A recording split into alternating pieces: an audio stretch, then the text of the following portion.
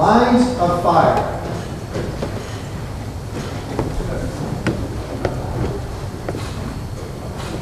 Gentlemen, the barbarous murders of our innocent brethren at Lexington and Concord has made it necessary that we immediately raise an army to defend our wives and children from the butchering hands of inhumane soldiery.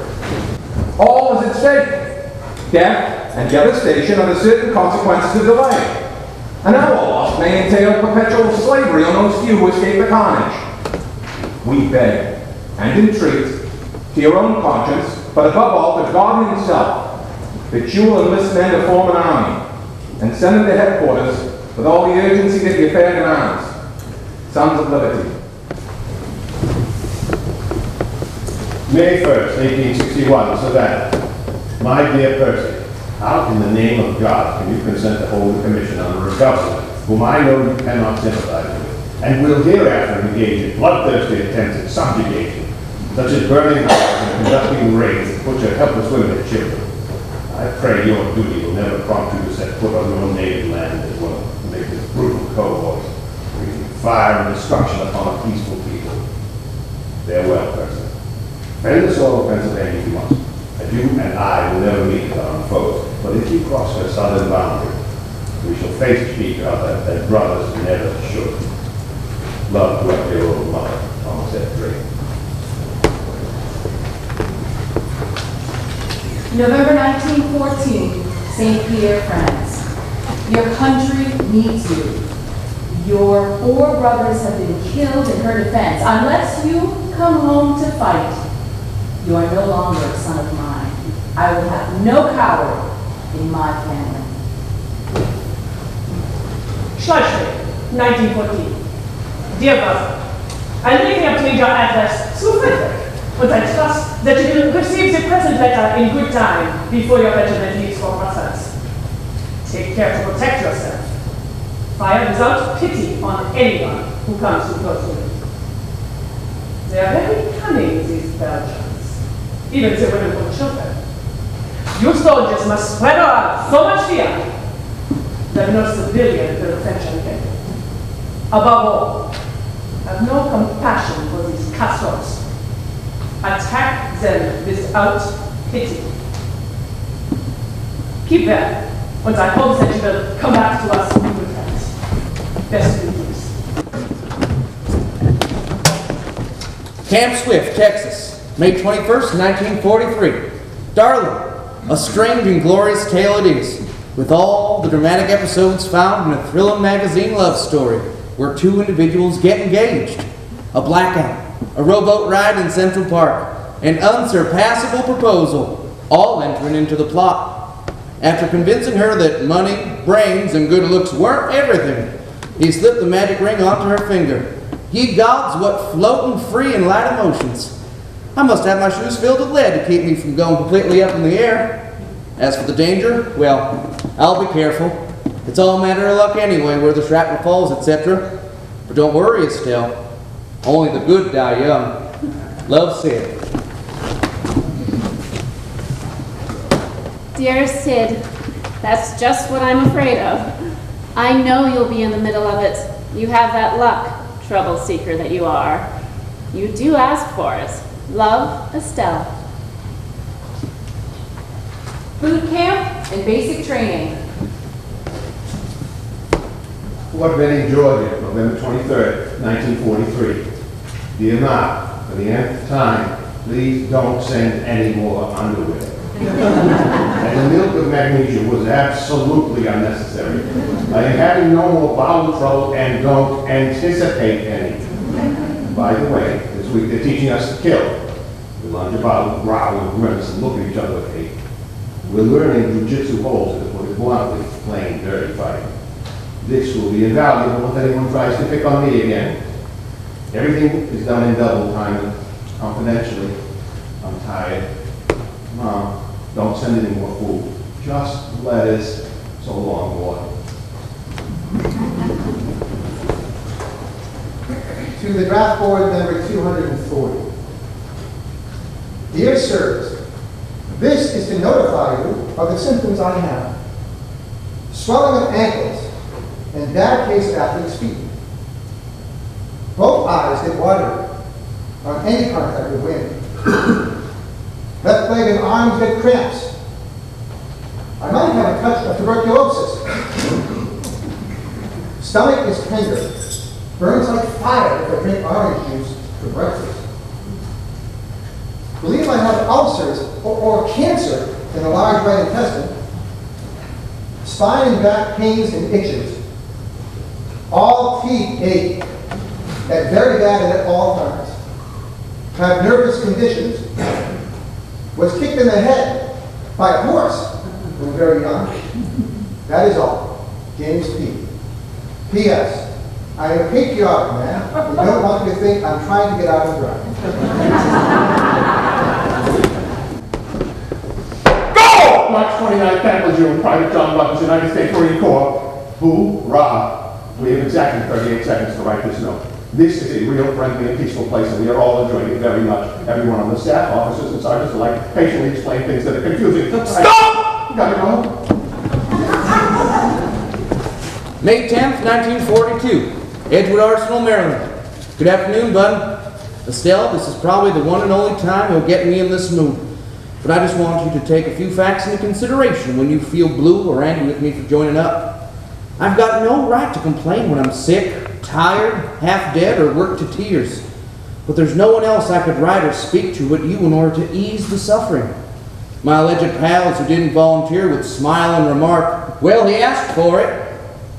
Just remember that I'm human like you, capable of sensing fear, anxiety, and for every hurt, both physical and mental, that I've got to squelch within me, there grows a callousness, a hardening of the mind, a hardening of thoughts. Okay, I'll cut this out. Please forgive me. A man's got to blow his top occasionally. I'd better close. No, not that I want to leave you. I'd just rather sleep on all this and try to forget it. I love you. Always, your Sid. May 19th, 1942. Sweetheart, I just finished your letter and it seemed to deserve an immediate answer. Fella, I'm not sure I quite understand everything. I gather that your friends have been getting you down. I try not to be scolding or "I told you so" for enlisting. I know with my heart and soul that you had to do what you thought was right. And if ever my letters are grousy, it's just because I'm alone and want terribly to be with you. Sid, more than anything else in this world, I'd like you to think that I understand you and to know that no matter what you do, it's okay by me and that your motives are right. Please don't become hard or callous. Don't lose anything that makes you as wonderful as you are. And as far as your friends are concerned, don't be angry at them because they don't understand. They are just as certain as I, and that you have the stuff that the world will need in peacetime, just as much, and I think more, than in wartime. Yours, first, last, always, Estelle. The Gathering Storm. Nashville, June 10, 1861. Dear Miss Anne, after leaving your quiet and beautiful town, I arrived in my old state of Tennessee and never saw the like. Men, women, and children are imbued with the spirit of war. There are over 80,000 under arms in this state, and men swear that they will not submit if it costs the last man. I can hear the fife and drum from morning until night, and I see some of my cousins that were once but little boys when I left here 7 years ago, drilling every day. Some think that Maryland will become a great battlefield one of these days, and if so, I will feel for Susan. An invaded country is no place for ladies. September 3rd, 1864. I received a letter from Carolyn telling me that you say, "I tried to steal my child away from you." Now I want you to understand that Mary is my child, and she is a God-given right of my own. We're now making up about 1,000 black troops, and when we come, Woe be to the slave-holding rebels, but we don't expect for them to have root nor branch. Our offer was to pay $40 for my own child, but I'm glad that you did not accept it. So you just hold on now as long as you can. When I come after Mary, I will have the power and authority to bring you away and to execute vengeance on them that holds my child. You will then know how to talk to me, Spotwood's Rice. Stuttgart, September 6, 1914. Dear Bessie, I got your letter in Norway. As steamships had stopped going to Germany, we had to return by train. In Hamburg, I found a letter from France, who had of course put himself once again at the disposal of his old regiment. He was so tremendously enthusiastic. Last year that he left the army against my most ardent wishes. My only consolation was that in case of war, he need not take part in it. But now, I would bury myself in shame and despair at he remained at home. The French are bringing up their African troops against us, of white people. But we actually do not hate the French, for they are in their rights when they seek to reconquer Alsace. Nor do we hate the Russians, a poor, misguided people, who are led like sheep to the slaughter without knowing why. But we hate and despise the English, who fight us for mercenary reasons. Across our people, who have been intriguing against us for years, about to our face pretended friendship. Never again will I seek their society, as I have done all my life. I will shun them like poison. So now, dear Lizzie, goodbye. After this, you do not have anything to do with me, and I will have nothing to do with an English person. Thank you again for your lifelong friendship, for which I am very, very grateful. If my son dies, you shall know it. My existence is terror, fear, anxiety, and yet, if I could gain my country's victory by my boy's death, I would sacrifice him 10 times over. And so would every woman in Germany. Yours sincerely. August 30th, 1939, on board the Queen Mary. Dear family, I hardly need to tell you that the continent and Britain are on the threshold of another war. I knew little of the crisis until my first day in London. Preparations are being advanced in every quarter of the city. Sandbags have been placed in front of important buildings to absorb the shock. Blimps are in Green Park, ready to rise at a moment's warning to drop cables to ward off enemy planes. Anti-aircraft guns are stationed at local points. Streetlights are being dimmed. In Canterbury, the stained glass was all being removed, and students at Cambridge are creating old manuscripts. Naturally, all citizens hold gas masks, and hundreds, nay thousands, have left for the south of Wales. And in the churches, the faithful gather in silent prayer for peace. But peace is lost. As I stepped aboard the ship this morning from the pier, a man called to his friend from his bicycle passing by. I think we should be over there again. And his friend replied, yes, I think we shall. Lacking the intervention of something greater than we, they will. These men, they will die. They will believe to the last that they know why they die. But I don't believe they do. I think no one does. My love to each. Ned. January 22nd, 1991. Well, we are 5 days into the war. Amazing, isn't it? There have been some trying times, and I'm sure there will be many more before I leave here. I'm fine, and I plan on staying that way. If I ever had any doubts about whether... Back again. In the middle of that sentence, we had a Scud missile attack. One of my people called me outside to tell us what was coming toward our tower. I saw these flashes in the sky, but then they disappeared. You know, before this all came about, I wondered if I would really use my weapon against someone else. I have no question now. If I shoot and end up killing someone, that's just too bad. I never thought I'd say that, but it really puts a different light on things when you're right here, not knowing what to expect next. Take care and keep praying. Every little bit helps. Sandy.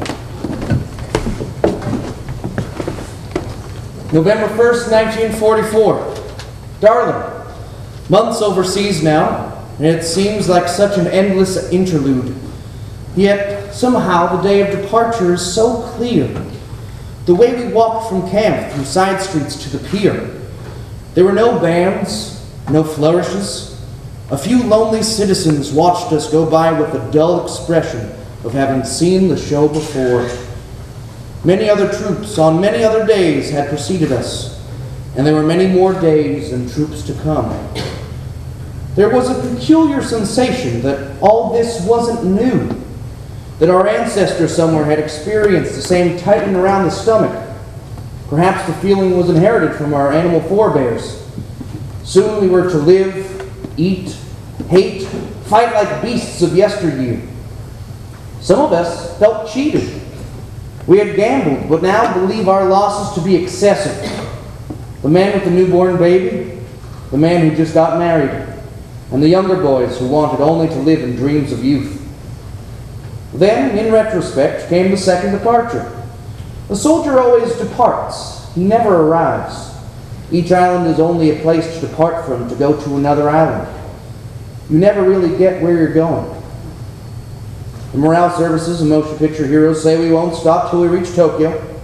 We know our departures, leave takings, will never end. Sometimes one wonders as he sees the white crosses neatly lined up in well-formed ranks. Are these the men who finally arrived? This letter may well be titled Random Melancholies and politely dumped into the trash bucket. Still, I wouldn't write or speak this low to anyone but you because it sounds so childish, and you're the only one to whom I can moan. Anyway, I'm moaning and groaning on your very nice, soft shoulders. I want to be with you. I love you. Your Sid. Love, sex, and broken hearts. October 27, 1776. My loved one, I am writing this on the head of a drum with a pointed stick. I got your letter at York Island telling me I was a saucy fellow, to kiss you before all the folks. My darling, I wish the world knew you were to marry me. Do not be uneasy. The officers say I bear a charmed life. They do not know the talisman I wear next to my heart. I am your very humble servant and adorer, John. March 27, 1863. Dear Mr. Lincoln, when this war broke out, I went right in, I did, and fought and bled for the cause, and left the wife. And when I came home on furlough last month, I found out that she'd been diddling other men. And I would like to have the discharge, for she diddles all the time. And she's got the clap, which I've now got too. And I want a discharge for when I get well. If, for me, you'll do as I say, I, for you, will pray. Yours truly and affectionate, John M. January 2nd, 1917, Truen, Germany. Dear leader of the company, I, signed below, have a request to make you. Although my husband has only been in the field for 4 months, I would like to ask you to grant him a leave of absence. Namely, because of our sexual relationship. I would like to have my husband at least once for the satisfaction of my natural desires. I just can't live like this anymore. I would like to ask you very kindly to grant my request. I will then be able to carry on until we are victorious. With all reverence, Mrs. S. June 15, 1953, Korea. Dear Baby, I just received your last letter in this morning's mail. I I held it in my hand for a minute, while with a little voice in my head, I whispered, "This is it. This is the one." Yeah, I knew it was coming. I could tell from the tone of your last few letters. Have you forgotten how well we know each other? You tried to let me down, you see. Well, if it's any consolation to you, you did it about as well as a thing like that can be done. You asked me if I understand? I do. I never said I was the greatest guy on earth. You did. I just agreed with you. Now what? Do I say something brilliant like if you ever need a friend? That presumes a future. There are 500,000 North Koreans on the other side of that hill, bound and determined to make sure I don't have a future. Over here, your past is your last breath, and your future is your next breath. You don't make too many promises. Which leaves me what? Goodbye, Leon. April 2nd, 1991. Hey, Aaron. So a local Bedouin offered one of my guys 2 camels, 4 goats, 4 sheep, and a son for me. Now I have to have an escort when I go out for PT. As I chomp on my Gana sister to sister, let me be just Mary Ellen instead of Captain O'Connor. Actually, over here I'm called Captain Frosty because I had whatever emotions I am feeling. Quite frankly, I'm very hurt and disappointed that Brad hasn't written me. I've received only 4 letters since Christmas. 4. Yet I get mail from you, Mom, Ummy all the time. Hell, I get mail regularly from pen pals I've never met. I was especially hurt to not have a letter describing what he felt when the war started. Damn it, Aaron, I could have died. You know that the spouse support group wrote Valentine's greetings on a large banner and sent it over, and Brad didn't use the word love anywhere in his greeting. I love him very much. I poured my heart out to him, let him know me. I was vulnerable and I've had no response. Aaron, I hate this place. I hate the horrors I'll have to live with. I hate how old I feel. I don't want to hate Brad. I want to love him. But I needed him through letters and he didn't respond. Everything else will need to wait. I can't write anymore. Love you, sis. Mary. June 23rd. Darling, life is tolerable. We're doing little else besides train and train some more. The big event of the week was a small party Lieutenant Reuben gave at his tent. You'll recall he's the chap who received the "I hope we'll remain friends" epistle from his fiancée who became engaged to someone else. So we celebrated her marriage, killed a bottle of scotch, laughed, joked. It was all very jovial. Reuben was quite flushed. The boy she married was rich, so we wished her luck, toasted the happy couple, and talked some more.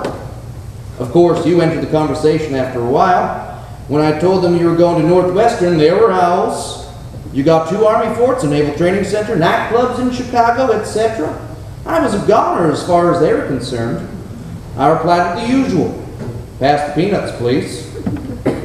Still, you're going to need a lot of patience and understanding with me. And let's never grow too old to hold hands in public, okay? Sweet, do you know that I love you? Very, very much. And very much your Sid.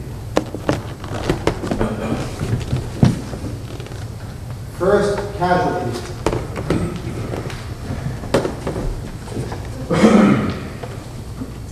September the 3rd, 1776. Rejoice, my friend, we've given the rebels a damned crush. We landed at Long Island on the 22nd without opposition. On the 27th, we had a very warm action. The Hessians and our Highlanders gave no quarter, and it was a fine sight to see how they dispatched the rebels with their bayonets after we had surrounded them. It was a glorious achievement, my friend, and will immortalize us. Our loss was nothing.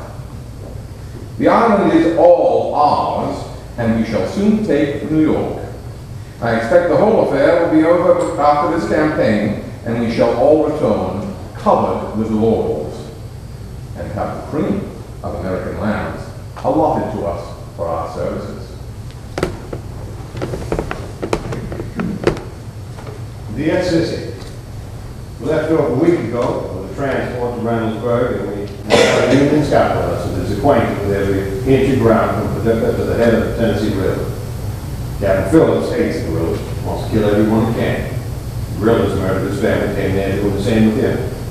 A year ago, this spring fight, the Rillers captured him, and each one of them put a bullet in him and left him for dead. But he recovered and swore he'd follow those men until he killed all of them. I saw him shoot one this morning at Saltillo. We arrived at Saltillo, and Phillips heard that a rebel lieutenant and a private were in a certain house. Phillips recognized one of the five and brought the fellow down to the beach, told him that he had vowed to kill him, and was going to do it now. He then raised his revolver, and the rebel started to run. Phillips fired at him, and the poor fellow ran as he got into our boat, where he fell and cried that Phillips had shot him. He begged to see Captain Rowland, but our men dragged him out to Phillips and shot him through the head. This did not quite kill him, and he was shot again. The hole was then dug, and he exploded and covered up. I felt sorry for the poor fellow, but it served him right. This makes two of the five that Captain Phillips had killed. He says he won't be satisfied that the other three are in the same fix. He says he would rather kill each one himself than receive 20,000 apiece, or go to the pleasure of shooting them.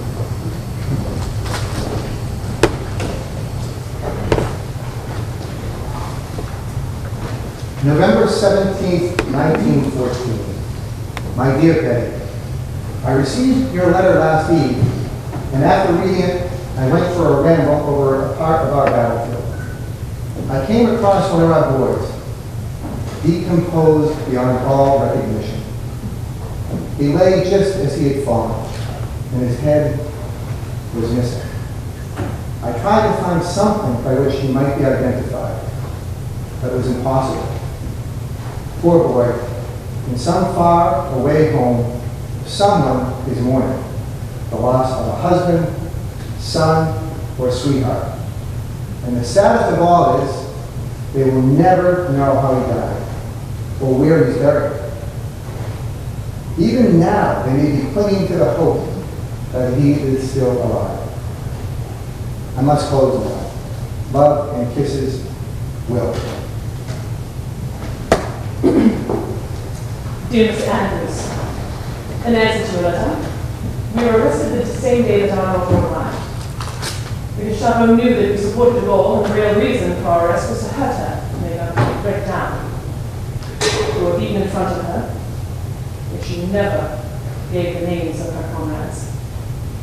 If she had betrayed them, or indicated where their headquarters were, the resistance groups would have been found, tortured, and shot. I shall never forget her. Goodbye, Mama. With a smile. On our return to Cannes, we moved heaven and earth to get her out of prison, but Elaine did not arrive. In November, we went to Lafayette where my child had been, and we found the father who owns the land. On the 15th of August, a lorry had driven up. He saw prisoners descended from it, and Gestapo agents had pushed these prisoners on the strip of land by the river's edge. He saw all of the prisoners in a row facing machine guns across the narrow river. He heard the guns fire 3 times. And soon after, the sound of revolver shots. Some who tried to escape but had been murdered. My daughter did not try to escape. When she left my room on the 29th of July, she looked so fresh. Her pretty hair was especially arranged. She had a new dress on. The Germans destroyed her face. But I recognized the dress. I should like the people in England to know about my daughter. She would not want honor for generations, only the remembrance of her friends. Please excuse this badly written letter, but the memories come back when I mention these events. We send you our best wishes and our most affectionate regards. April 1st, 2003. Hello, everyone. My time here in Afghanistan is like nothing I can describe. Our first memorial service was an incredibly sad experience.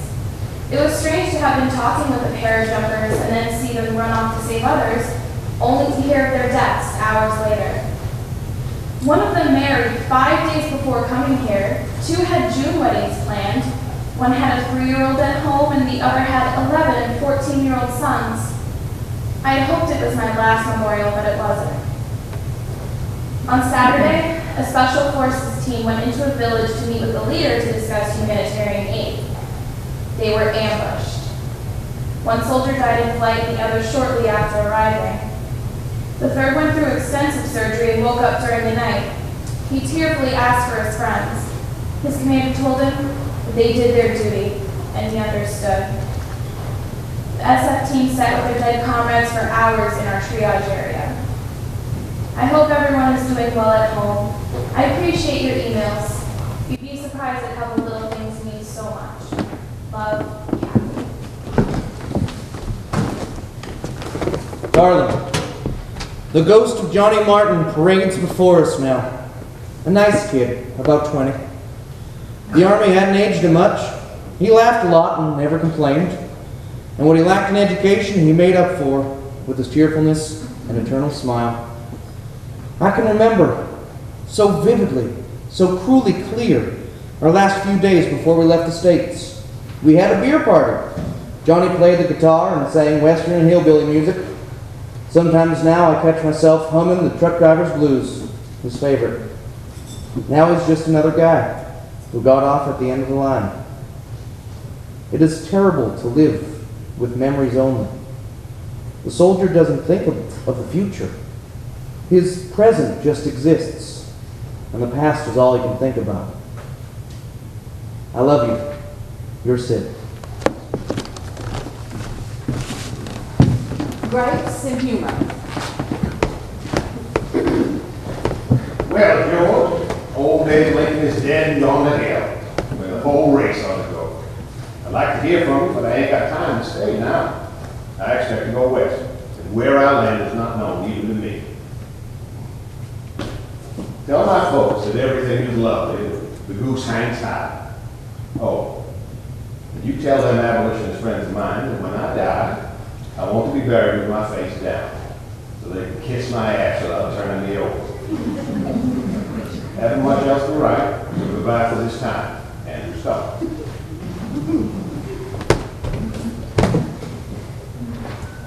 Dear women, by the great God above, I hate the army worse than I hate anything. Mark my words, there will be a revolt or something of the kind before winter is over. Our rations have been cut 20%, and heaven knows the boys don't get much to eat now. We are living in quarters that were condemned years ago. If God and His almighty justice have anything to do with winning a war, I don't see how this army can do it. It's rotten and corrupt. So, how's the weather where you are now? It's nasty here. Cold and frosty one night and raining the next. I sure don't like England or the people in it. What the hell Hitler wants with this country beats me. Jerry's making a mess over here, just wiping places out. But he hasn't dropped many bombs near us yet. I guess he knows he doesn't need to bother about us with the horse doctors that we have. Several chaps have died of pneumonia already because the doc said they weren't sick. Guess I'll run off for now. Right soon, your loving brother, Fred.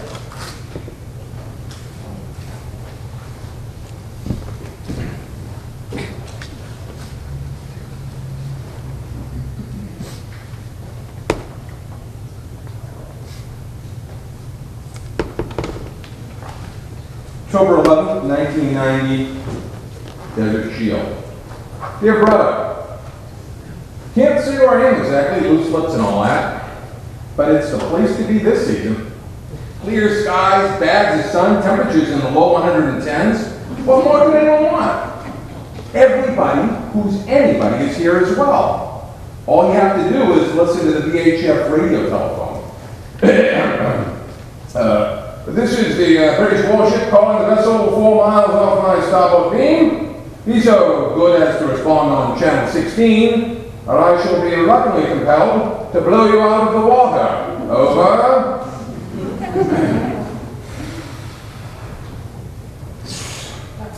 This is the French warship calling the ship on the port quarter. Identify yourself. Over. French warship, be down. I fly my sovereign's colors, and I'll not heave to fore any snail chewing, garlic breath swallow of frog, and ye may lay to that. Over. Hey, this is the Canadian warship calling the vessel about 3 miles away from me. How's it going, eh? And then, of course, there are the Americans. The Americans don't actually speak English at all. They speak Navy. Merchant vessel on course 352, speed 17. This is Charlie Oscar, U.S. Navy warship 350. 0 yards, bearing 25. 5 relative. What are your intentions regarding my unit? Over. This to an Albanian tanker. There may be only one person on board who even speaks English at all. And badly at that. Well, in any case, you see that we don't lack for free entertainment. We have a couple of World War II veterans on board, both merchant marines. They volunteered for this trip. After dodging U-boats and kamikazes, they find this a bit of a honor. Give my best to everybody. Hope to see you soon, Robert. Hi everyone. I was sitting on crew today and I realized I hadn't shared the tale of my call sign, Heine, with you. All pilots have a call sign, which is usually inspired by something you've said or done.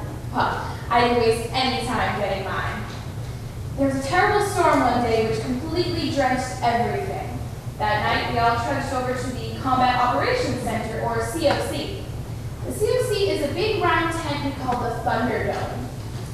There's a little passageway that connects our tent to the Thunderdome, and it was particularly slippery. The admin folks had a table set up in the COC just to the right of the passageway. General Mattis, as in the commanding general of the entire 1st Marine Division, was using the phone at this table. I started heading through the passageway when I felt myself slip. Almost in slow motion, I thought, no! And I was tumbling full force into the COC. The general's back was to me, and I couldn't stop myself, and I went head first into his butt. Yes, my head, his butt. Luckily, the man was talking on the phone and was kind enough not to berate me. Now every time I see him and say good morning, I blush and he smiles thinking, I'm sure, yep, that's the girl. Well, I've got to go, but I thought you'd enjoy that one. Love, Heidi. July 2004. We worked with a lot of Turks and Iraqis, especially the Kurds. The Kurds love us. Well, one of our guys brought his guitar around to the guard shacks and played music for some of them. Sometimes they try to join in. You haven't lived until you have seen a bunch of Kurdish soldiers, complete with AK-47s, sitting around and singing with gusto as they mangle the Beatles' Let It Be. When I find myself in times of trouble, Mother Mary comes to me, speaking words of wisdom, little pea. They're really good. Little pea, little pea, little pea, yeah, little pea. Whisper words of wisdom, little pea.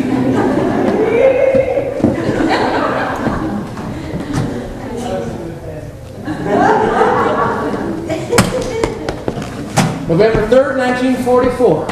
Sweetheart, occasionally I am seized by pangs of guilt from reading some of my own handwriting. I've always suspected that you don't read my letters, but just scan through them as you would a paper written in Tonkinese and remarked, I wish I had time to study this strange language. It must be fascinating. You probably grow weary of these outlandish sheets of Micronesian hieroglyphics that the mailman deposits at your doorstep. But I'll bet they intrigue you, though, because of their anthropological import. With your customary scholarly attitude, you hold the parchment and say, "At long last, I have discovered the missing link. And here's evidence that this intermediary civilization had a primitive means of communication. I just wonder what the hell it says." With this in mind, I have taken a slab of scotch and am tackling this decrepit typewriter machine. A memo regarding Ms. Estelle Sparrow to the world. Number 1. On several occasions, there have been questions posed as to the rank and authority in the Diamond Combat Team. The following paragraphs supersede any previous bulletins on these matters. Number 2. Careful study of photographs indicate that the CO is by far the best proportioned, most attractive of all models heretofore presented with. Bullet point number 1. Irresistible lips. Bullet point number 2. Beautiful eyebrows. Note, one must be careful of these. When they are raised, duck for cover. Bullet point number 3. Ears. Be careful of these. If you get too close, you will be caught by an M2 earring booby trap. The overall picture indicates an extremely efficient fighting machine combined with an obvious beauty which is dangerous for the unschooled. Number 3. We recommend that this equipment be requisitioned for Lieutenant Diamond and that they get married at the earliest possible moment. Despite Lieutenant Diamond's demonstrated lack of skill in handling this equipment, we feel he is sufficiently interested to study and learn this instrument. Number 4. This item is a critical one, and numerous requisitions have been made for it. Lieutenant Diamond, however, has A1 priority. Still, I need you and need you badly. Stay with me, and so help me, I'll do my damnedest to get out of this mess in one whole piece. I love you. Sid.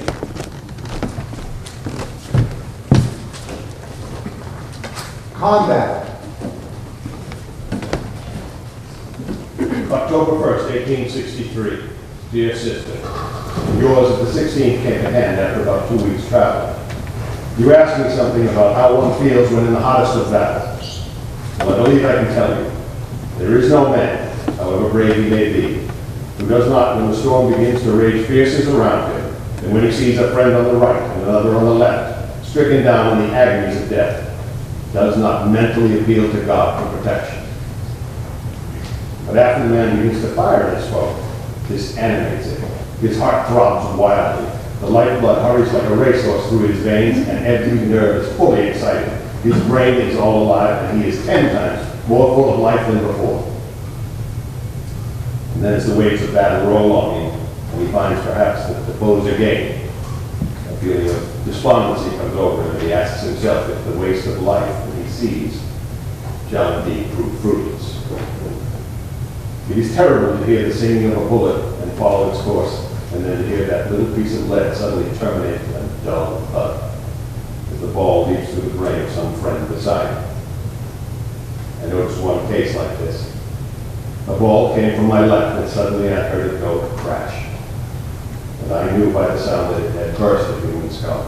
I barely had time to look around, and then I saw poor Sergeant Chauncey Goldsmith quivering and dying.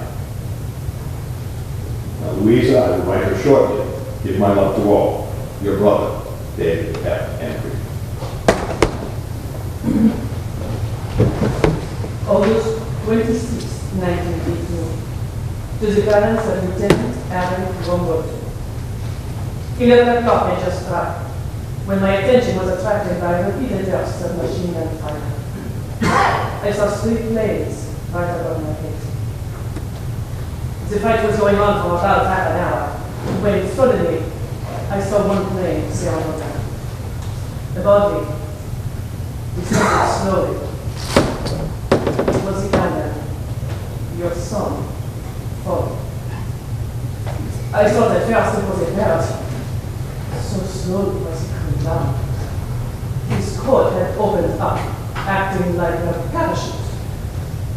He had his arms stretched out and he hit the ground feet first into a small pond. The ice cracked, but did not break entirely. The Germans arrived soon with some hooks, dragged his body to the bank. Tuesday morning, he was placed in a coffin. On his grave, someone put a cross made from a propel. More than once I bought flowers, but the Germans took them away. I don't know how.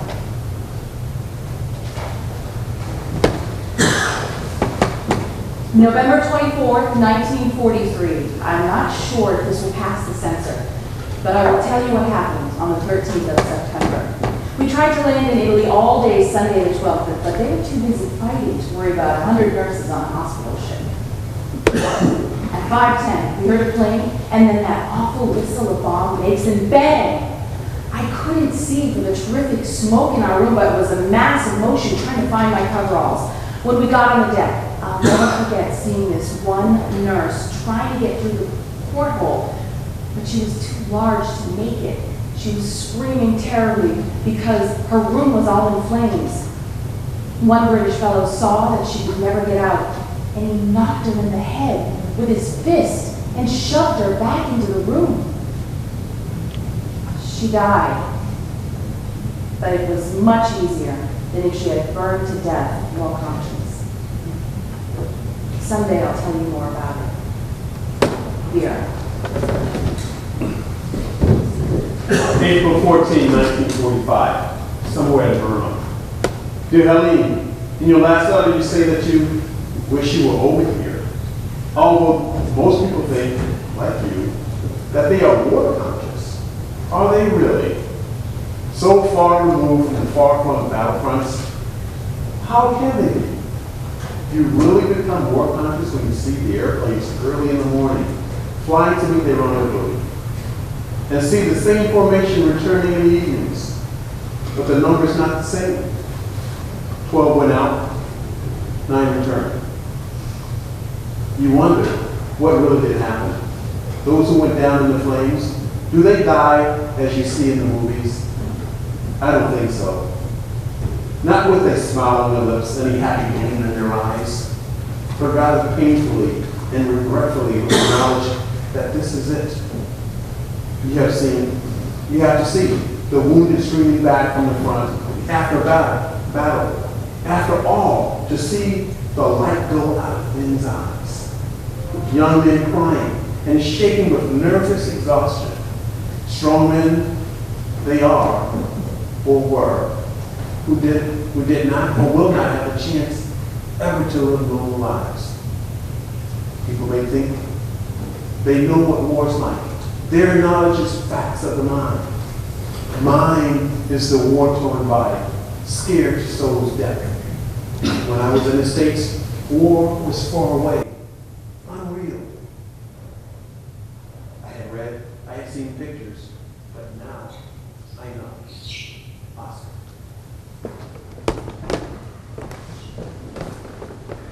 Folks, I'm sorry I haven't wrote you in quite a while, but if you've been listening to the news, you could pretty well figure out why. Saigon was hit heavy, and we were too. I don't know if I should tell you this or not, but I have to tell somebody, and I can't tell Linda because she worried too much. I think I might have killed a person. We were fired at, and I seen some men running with rifles, so I opened fire on them, and one of them fell to the ground. I don't know if I should tell you things that happen over here because not too many of the guys write home about it. But the pressure builds up in me, and I just have to tell somebody. Linda might not be able to live with me knowing that her husband has killed a person. Well, I'll change the subject. How's all the kids? Tell everyone I send my love and I'll be home in 327 days. Your son in Vietnam, Butch. P.S. Write as often as possible. Mail is all I have to look forward to. January 19th, 1945. Darling, somewhere in the Philippines, in combat again. A lot to say, but A, very tired. B, very, very dirty. C, busy. Busy as all hell. Been moving constantly. Excuse brevity. I love you. You make my foxhole warm and soft. Sweetheart, you're safe.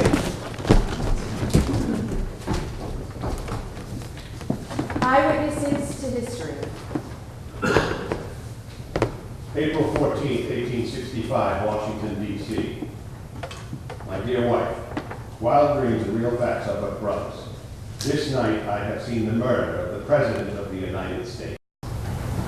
Early in the evening I went to Ford's Theater. After a little time the President entered and was greeted with cheers. The play went on for about an hour. Just at the close of an interesting scene, a sharp, quick report of a pistol was heard, and instantly a man jumped from the box in which was the President to the stage, rushing across the stage, made his escape. This I saw and heard. I was in the theater and sat directly opposite the President's box. The murderer assassin explained as he left, sic semper tyrannis, thus always to tyrants. Secretary Seward was also wounded by knife about the same minute. The city is now wild with excitement. The affair occurred only an hour since. Are we living in the days of the French Revolution? Will peace ever come again to our dear land? Are we to rush on to wild ruin? It seems all the dream a wild dream. I cannot realize it, though I know I saw it only an hour since. William.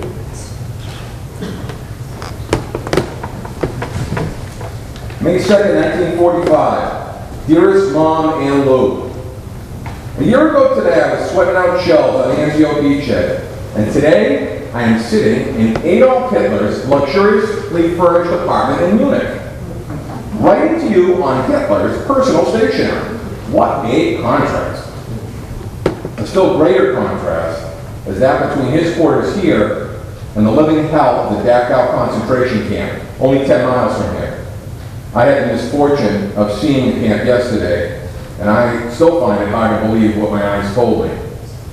A railroad runs alongside the camp, and as we walked towards the boxcars on the track, I thought of some of the stories I previously had read about Dachau, and was glad of the chance to see for myself. Just to prove once and for all that what I had heard was propaganda.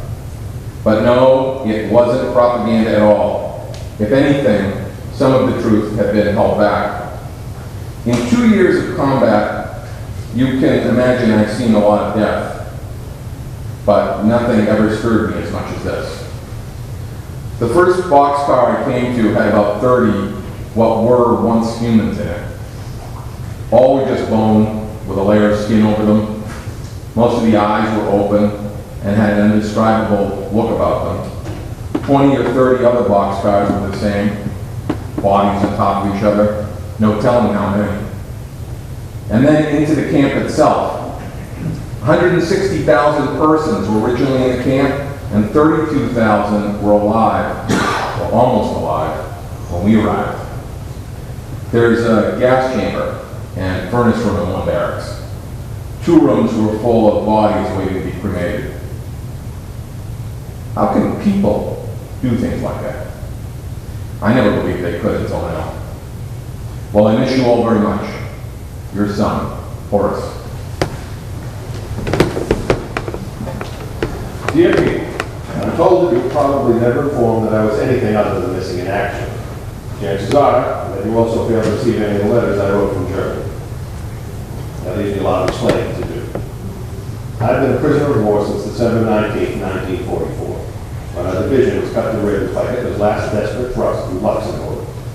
The other American divisions on our flanks managed to pull out. We were obliged to stay and fight. Well, the Superman marched us without food, water, or sleep to Limburg, a distance of about 60 miles. From there, we were shipped to a Dresden work camp. I was made group leader by virtue of the little German I spoke. It was our misfortune to have sadistic and fanatical guards. Trying to improve our situation for just 2 months, having been met with bland smiles, I told the guards just what I was going to do to them when the Russians came.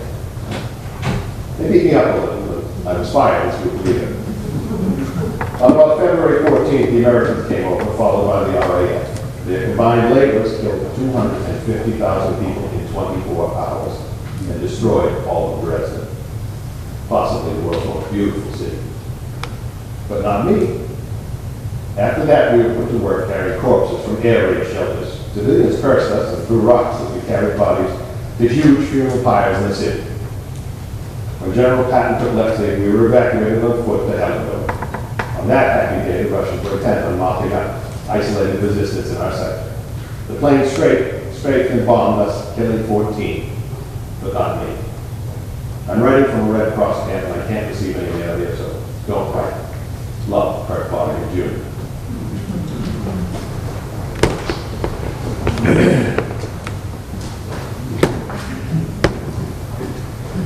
September 12th, 1945, noon.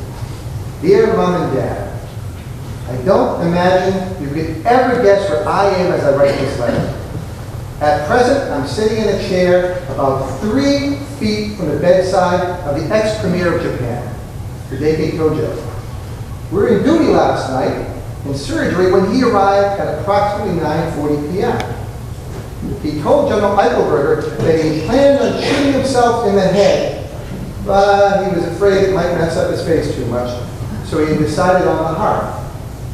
He used a .38 caliber automatic, and the bullet entered just below the left breast and emerged from his back about 2 inches higher.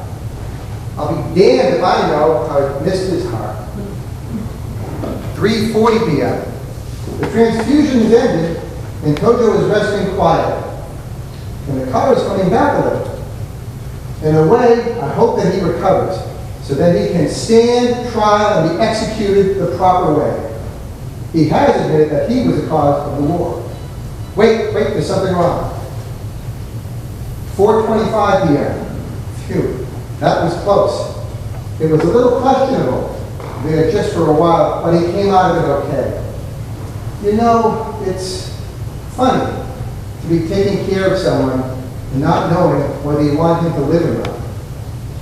Well, folks, it's almost time for my relief, so I'll close off for now. Take another check on him, and I'll call it a day. Love, Bob. P.S. In my next letter, I'll send a piece of his shirt. It has blood on it, but don't wash it. Just put it away in my room.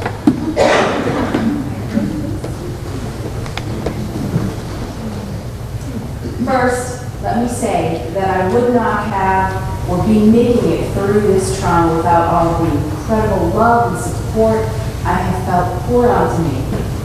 I realize this letter is arriving to you all almost a month late, but it has taken me time to express my thoughts. And sometimes I would start to write and I would just get too emotional. So I apologize. But here it is. My hotel room was on the 30th floor, therefore waiting on the elevator seemed like an eternity. I walked to the window and I looked at this beautiful building next door. And it was having all this construction and renovation done to it. Well, we started our meeting just after 8:30 a.m. My coworker Paige and I were in the back of the room. She was telling me how we had to go eat at Windows of the World restaurant. At this point, I heard this really loud crashing sound. I remember thinking to myself, oh gosh, some of the construction from the building next door had fallen and hit our building.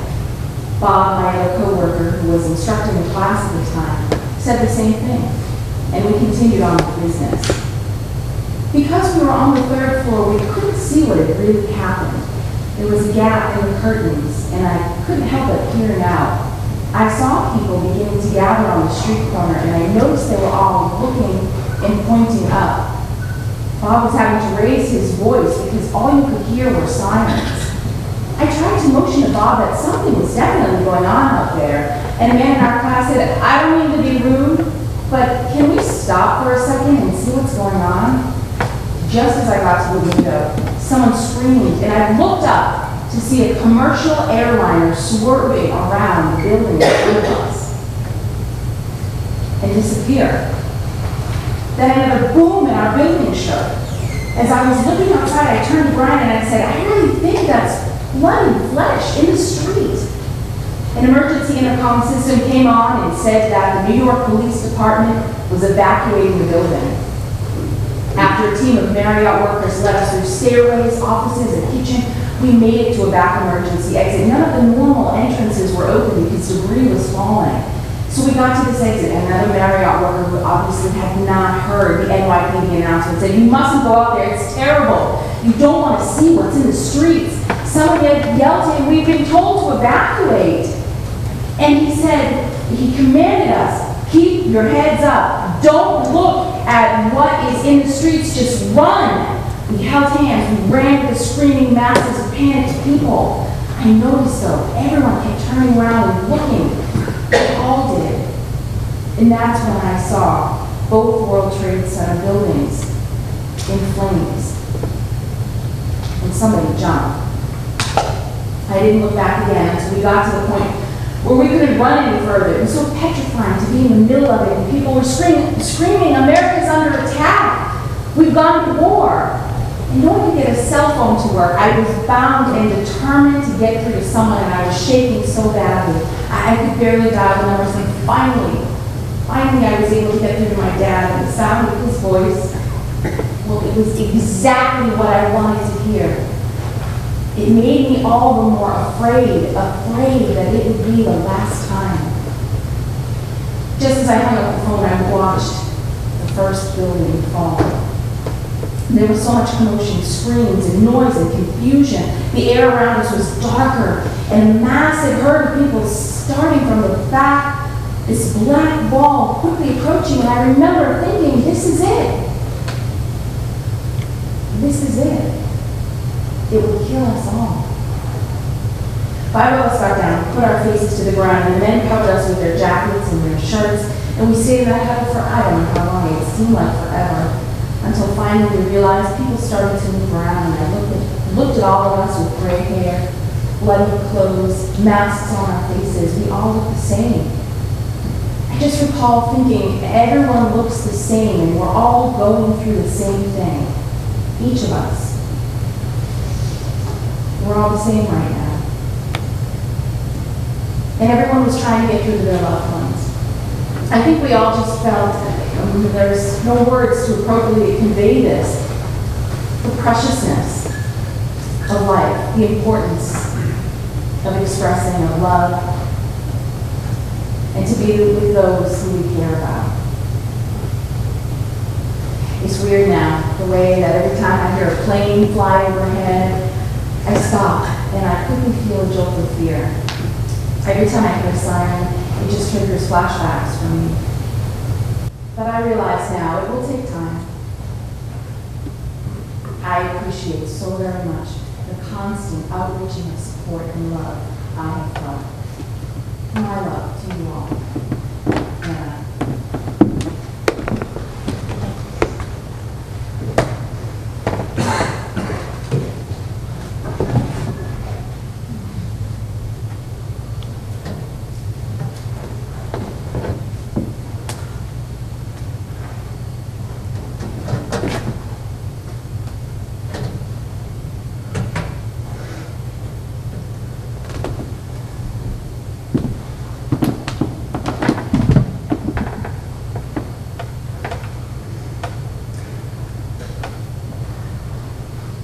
March 1st, 1945. Darling, I'm listening to President Roosevelt as I write. He has said 50 different ways that he, Joe Stalin, and Winnie Churchill all got along just fine in Yalta.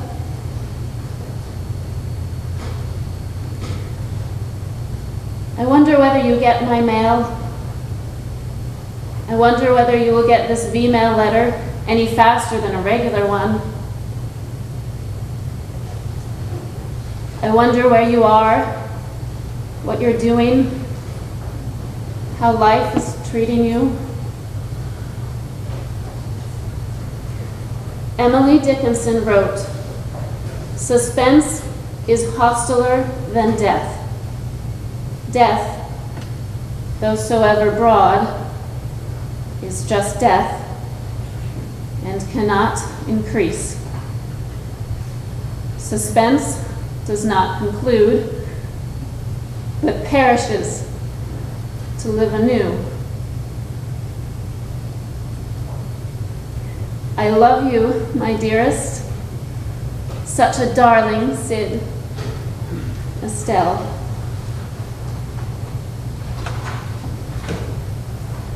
After the battle.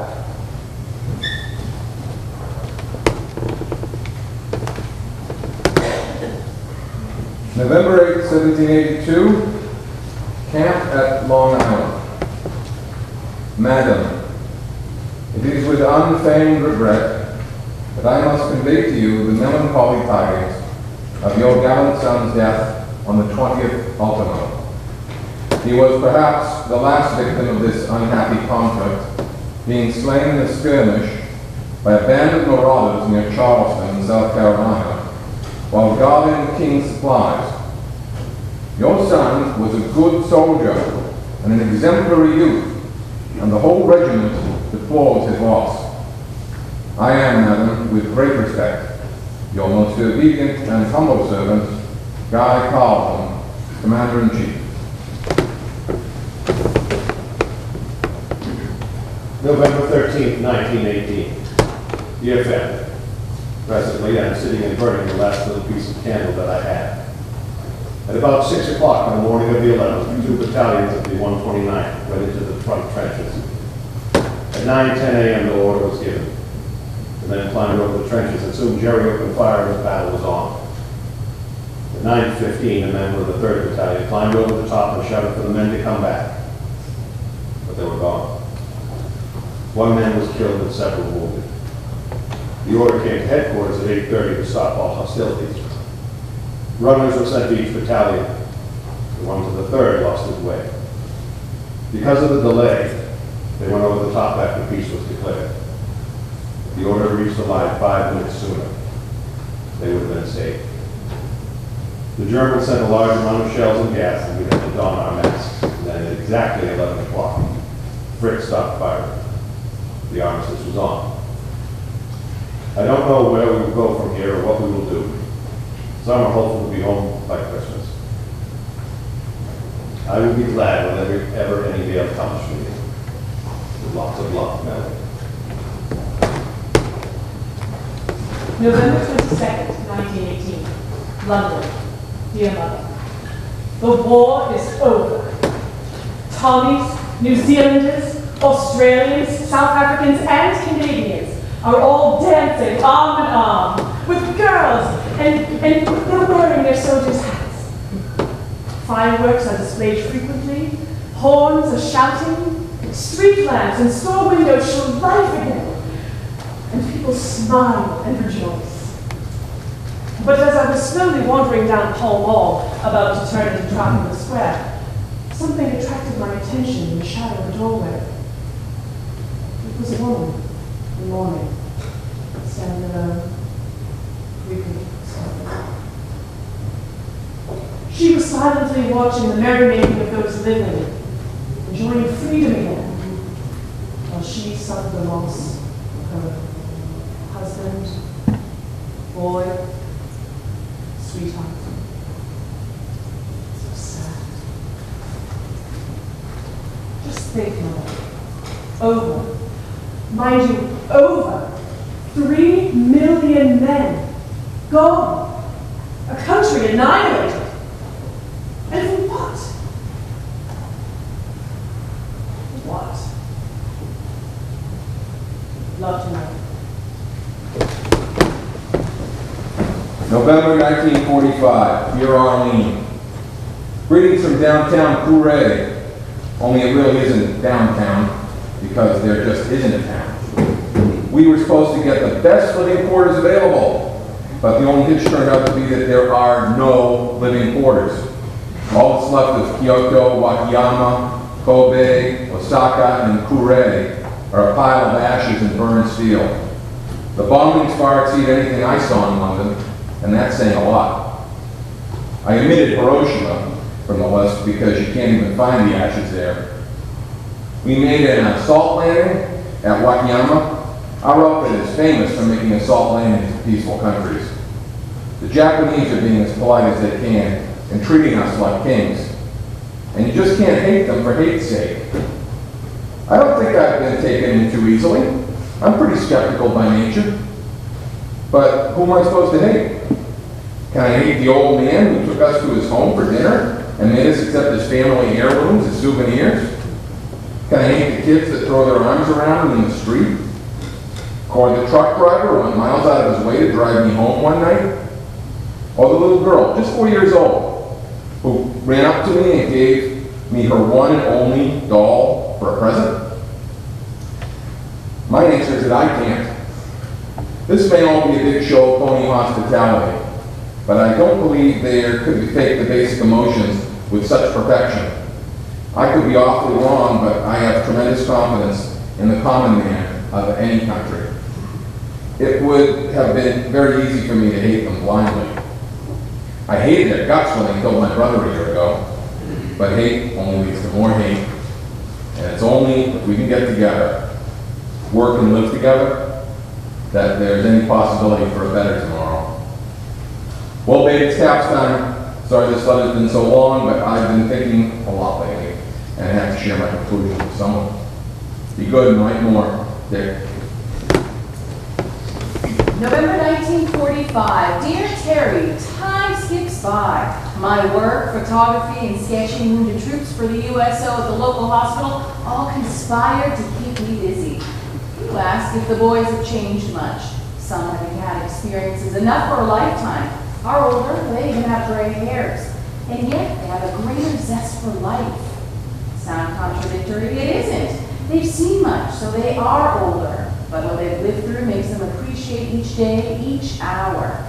They haven't forgotten what home is like or how to act. They'll offer a woman a seat in a streetcar as quickly as some of the people who never left town, without lectures or books or instructions on how to be a civilian.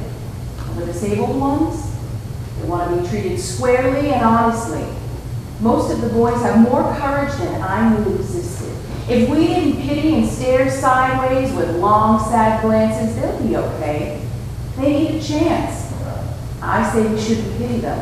I didn't say we shouldn't help them. Most assuredly, we must not forget them. How can we repay the loss of a leg to a 20-year-old? Well, it's bedtime, and I'm sleepy. Love, Lila. Dear everybody, I'm coming home. It's official as of this morning. It will be some time before I crash in the door, a few weeks, maybe. But I'm coming home. I'm looking forward to seeing you again, but I'm in no hurry to see your expressions when I see you. I want to see you try to hide the shock on your faces. You might even ask me for proof I'm your son. Don't feel bad. I see it in my own face every day. I've spent 12 months over here, the longest 30 years of my life. You know, it's almost funny. We see a guy in a wheelchair, a guy on crutches, one arm, hooks for hands, and we break our backs trying to help him. But what about the wounds you can't see? The phantoms, the nightmares, the ghost in your head. I'm going to tell you now, you'll need to have a lot of patience with me. Patience and understanding. We all will. See you soon. Al.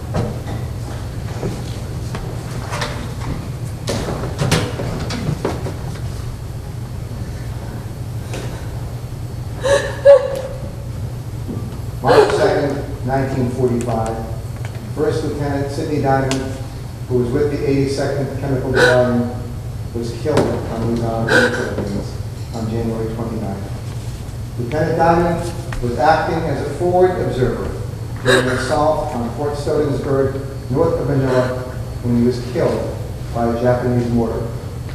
Lieutenant Diamond, who served 19 months in the South Pacific, received 2 citations. He was studying chemical engineering at City College when he entered the Army. Besides his parents, he leaves a sister, Mrs. Anita Diamond Nicholson.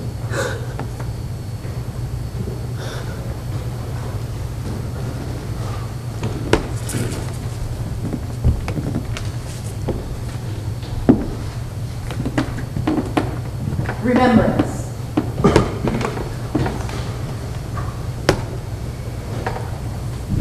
January 29, 1882, Washington, D.C. My dear sister. Last Friday, I visited the battlefield of Petersburg and spent 4 hours trying to identify the spot where I fell on the 18th of June, 1864, leading the charge upon the rebel works. standing and musing there, remembering how I thought of Mother amidst the horrible carnage, I looked down and saw a bullet. And while stooping to pick it up, another and another. For 17 years, relic hunters have been carrying away lead and iron from that field of mountain, I was told, to cartloads.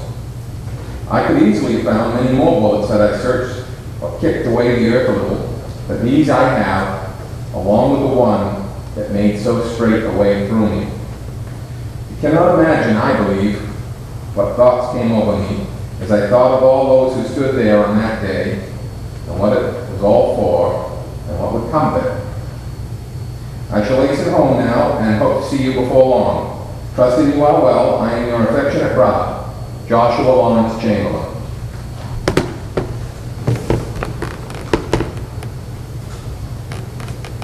January 22nd, 1919, Valley, France. Dear Madam, it is a mother who is writing to you, a mother who has been with your dear child in his last days. I thought that by telling you a little of his last acts and gestures, it may soften the bitterness of your grief. Your son, who was brought to the Paris Hotel, which has been used as a hospital, and of which my husband and I are proprietors. Your son's comrades were admirably devoted and cared for him like no nurse would have. He was for them a little brother, and he was never left alone, day or night. And when they longed to part, they wept like children. An hour before he left, my husband and I went to see him, and I kissed her forehead. I kissed his forehead in his mother's name. The American authorities had his body brought back to the local cemetery where he rests beside several of his comrades. When I go to see the graves of my own family, I assure you, madam, he will have a visit for his mother's sake.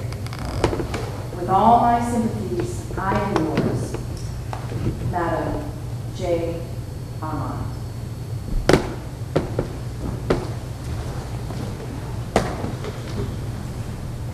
February 22nd, 1945. My dearest, I visited our old battlefield in the Netherlands and was pleased to find it looked a quiet, contented area with people digging in the fields in the afternoon sun. Everything looked so peaceful and easygoing there that I felt if this is what we are fighting to restore all over the world, it is right that we should do all we can to achieve it. Children were playing in the ditch where the German machine gunner had shot Morgan had been lying. Nearby was Morgan's grave. It is strange that a young Irishman living in England should die for the freedom of Dutch children in Holland, whom he never even saw, and whose names he never even knew. It seems to typify the tremendously generous spirit of sacrifice made by Morgan and so many others like him. Much love, Charles.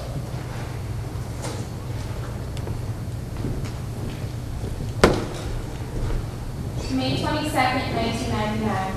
Dear Mom and Dad, hope all is well on the home front. On Friday, I went out with a patrol of 82nd Airborne Infantry guys on a mission. They gave me a hard time when I first showed up, saying that Congress wouldn't allow them to take a woman on a combat patrol. I told them to stop it. It was good to get outside the wire and see what this country is all about. First of all, it is absolutely beautiful, with mountains similar to those in Arizona, but green and wide. Unfortunately, this place is dirt poor, much worse than Bosnia. As we drove through a village, we asked around and finally found the village elder. He spoke of his appreciation for the U.S., and ever since World War II, his eyes teared up. For the first time, I felt the impact of our presence here in Albania. It makes me all more grateful for what I have and all more humble for everything that I've taken for granted. Please pray for the victims over here. They are much more our brothers and sisters than I think we know. I love you and miss you very much. Chris. May 10th, 2005. Coming back from our ship. Dear family and friends, tonight is special. Tonight we pass by the island of Palmyra. There's a seemingly insignificant block of tropical land sitting right on the equator near New Guinea and the Philippines that holds a great deal of significance for our family. This is the island where First Lieutenant Will Ravy, United States Army Air Corps, was shot down in August of 1944. Grandpa Ken Ravy had mentioned the island to me a few times as I was growing up. Even as a child, I could sense how raw and painful the memories of his loss still were to him. However, he would proudly tell me the stories of his big brother, and once or twice he mentioned how his big brother had died in combat over an island I would have difficulty finding in the atlas because it's so small. I found out through family ties that Will was a fighter pilot and had been on a mission escorting bombers attacking Japanese positions. As far as I could gather, he jumped into a fight where he was desperately outnumbered and shot down a plane or two before he himself was shot down. I learned from Grandpa that Will had been married and his wife was expecting a child when he died. I went up to the Signals Bridge tonight and looked out at the dark silhouette of Almira on the horizon. I tried to imagine what it was like to be in this area 59 years ago. The pilot in me wondered what the P-38 was like to fly. But I also wondered how any person could sacrifice himself for others. The fact that Will died is tragic. But many bomber crews were promptly saved because of what he did. The Ravy family endured a loss that day so that others, whom we will never know, could have their loved ones home and produce families of their own. Being in Almira is the closest I've been to family in 7 months. I called Grandpa Ravy on the sailor's phone aboard ship and spoke to him for 4 minutes. Long enough to hear the lump in his throat when I told him where I was. I'm proud to have been able to set eyes upon this place. In a way, I feel as though I'm bringing a part of Will's spirit home with me. Love to all. God, Ravy.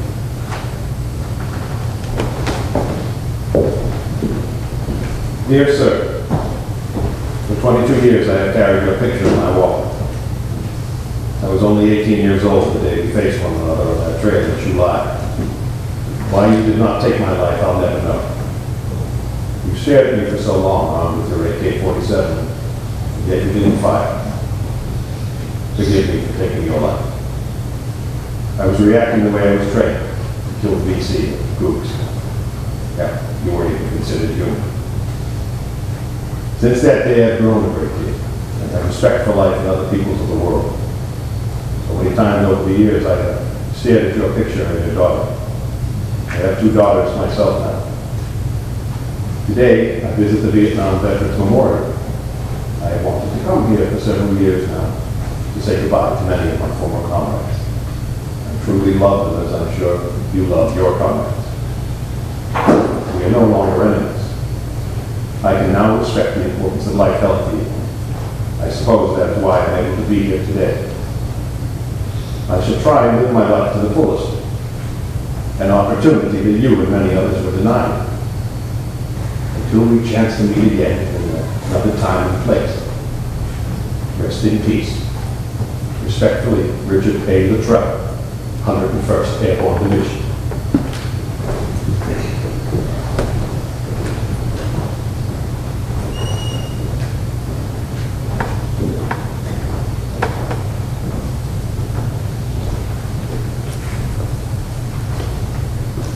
December 25th, 1944. Darling, Christmas occasions thoughts of warmth, of friendship, of giving. The spirit of the holiday, whether it be Hanukkah, Christmas, or what have you, is a noble and satisfying one. You and I agree that to give and love but once a year is close to the ridiculous. It is not so much the material creations that we reward each other with, but how every day we give a little of ourselves to each other. It would sound vain for me to speak of how different our love is. Homes, Songs, stories of love, and eternal devotion have all been written about enduring, powerful affection, such as the one that holds us together. Don't mind the overdose of sentimentalism. Maybe it's the little town of Bethlehem playing on the radio, or the quiet tropical night with the cool breeze and twinkling stars, or the remoteness of home. I can't say where we are, what we're doing, what we will do. There's been so much between us unsaid and undone, so much of our lives missed. Estelle, for my part in this denial, I beg forgiveness for being such a fool that I have contributed to your unhappiness. Again, I humbly request that you try and be patient with me. I'd like to fill the air with plans, dreams, hopes, but whatever happens, be happy. That's my only request.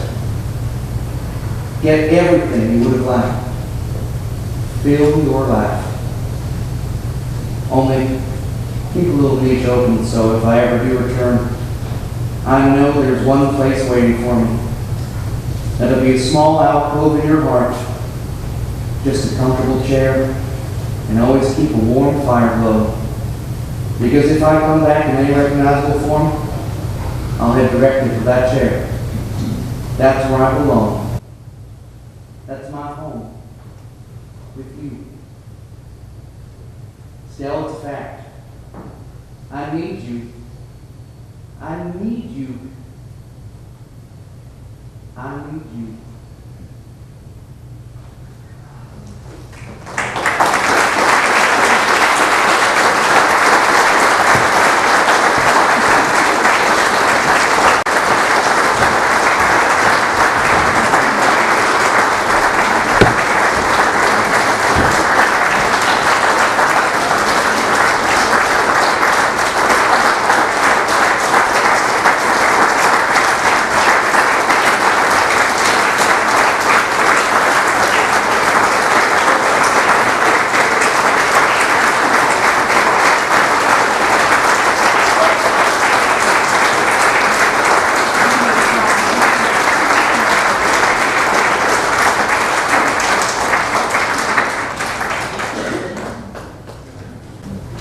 At this time, I'd like to introduce the author of the producer of this play, Andrew Carroll, who would like to make a presentation to you of the letters that were written by Scituate boys in World War II. They're all thank you notes for a $5 bill that was sent to them by a town meeting. And they were all, you can see that they were all told by their commanding officers to sit down and write a thank you note. And they all did. And we would hope you would add this to your collection of 100,000 letters from servicemen. Andrew Carroll.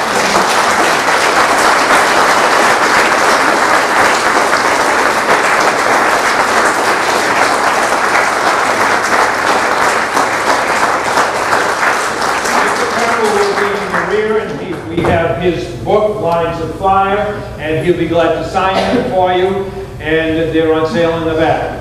Thank you once again to this wonderful company for a wonderful performance.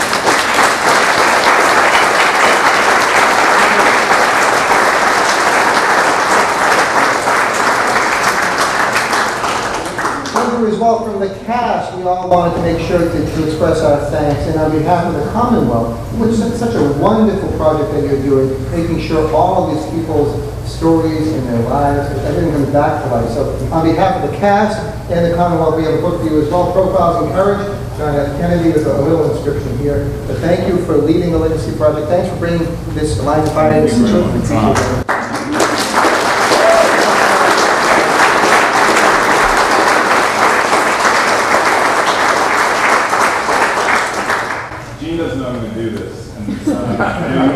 Fresh air. I have to say two quick things. One, you people have brought these individuals to life. These are real human beings. And it's such an honor. You have just respected them in such a way that it's so touching to all of us. Thank you all for coming. But the person who deserves the most credit for bringing this all together is Gene, who is just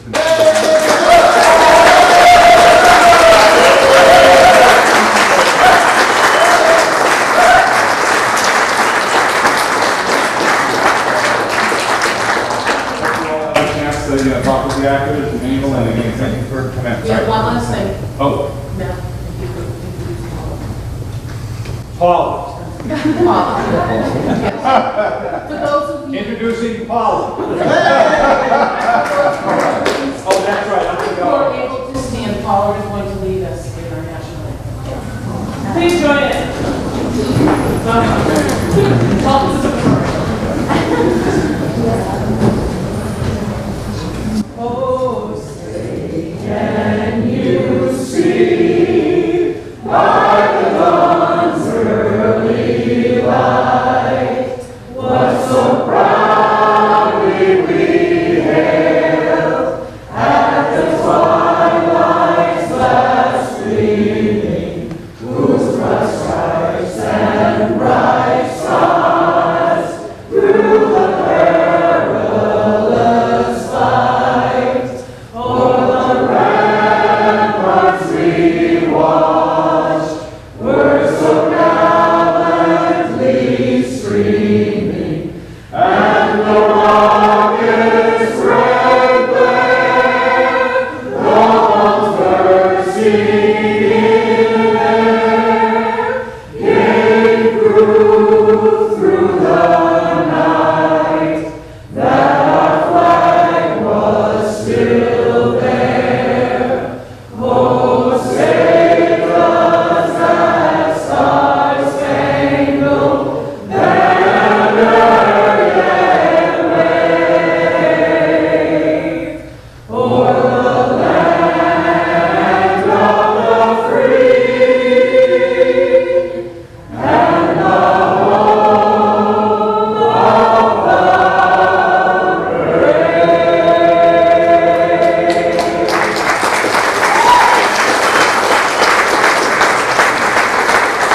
Thank you, Paula.